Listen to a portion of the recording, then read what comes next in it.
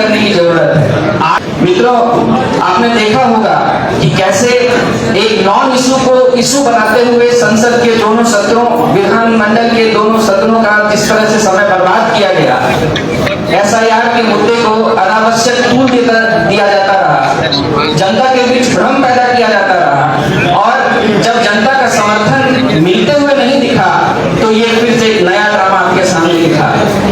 जिस तरह से पीसी हुई उसे तो साफ समझ में आता है कि भारती जी से कि वे इस प्रेस को संबोधित करें। तो भारती जी, सम्मानित मंच और हमारे तमाम इलेक्ट्रॉनिक और प्रिंट मीडिया के साथ विषय आपके सामने है। मैं आपका ज्यादा वक्त नहीं लेते हुए कुछ एक बिंदुओं पर आपका ध्यान केंद्रित करना चाहूंगा। देखिए मित्रों, विपक्ष हताशा की स्थिति में आए दिन हमारे माननीय मुख्यमंत्री के विषय में जो अनाप शनाप बयानबाजी की जाती है, कल की जो ये घटना हुई है और ये जो मामला सामने आया है, अब तो सवाल ये है कि किस मन स्थिति में विपक्ष के वो सबसे बड़े नेता हैं, अब तो उस पर विचार करने की जरूरत है।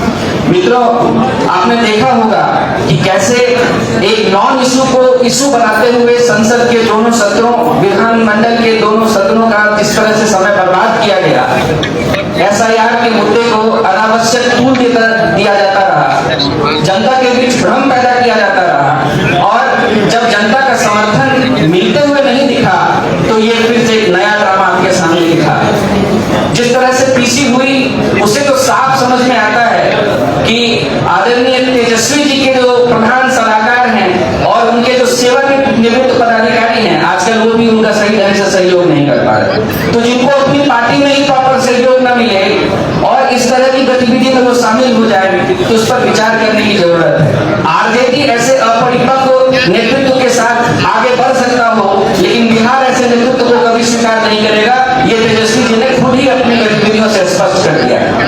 और मित्रों, अंत में मैं केवल इतना ही कहना चाहूंगा कि आरजेडी के तमाम लोगों का पहले तो नाम विख्यात था ही, आप विख्यात कहें या कुख्यात कहें, इसका विवरण अभी नीरज भाई ने भी दिया, लेकिन एक बात और स्पष्ट हो गई कि अब आचरण और व्यवहार में भी भ्रष्टाचार है, यह इस मामले से साफ साफ समझ में आ रहा है।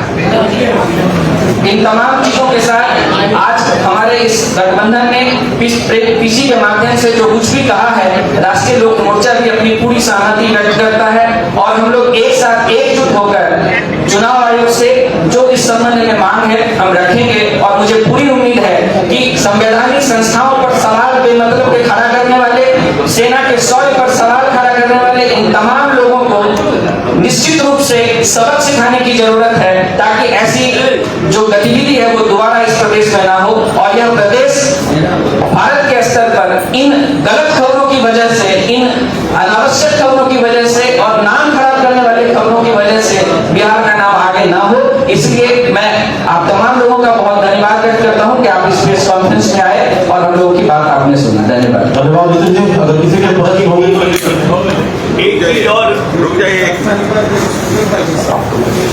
एक चीज और साबित हो गई, इस बिहार के मुख्यमंत्री बनने का सपना सजोए आंखों में तीरी तीरी आंखों लेके गली गली जो घूम रहे हैं, उन्होंने साबित कर दिया कि इस बिहार के आधुनिक कालिदास वही है कि जिस डाल में बैठे हैं उसी को काट दिया। पहला नेता है देश का जिसने साबित किया कि मेरे पास डबल एपिक कार्ड है, डबल वोटर कार्ड। अब चुनाव आयोग को तय करना है कि ऐसे नेता पे कार्रवाई करती है कि नहीं। धन्यवाद। चलिए, बहुत बहुत धन्यवाद।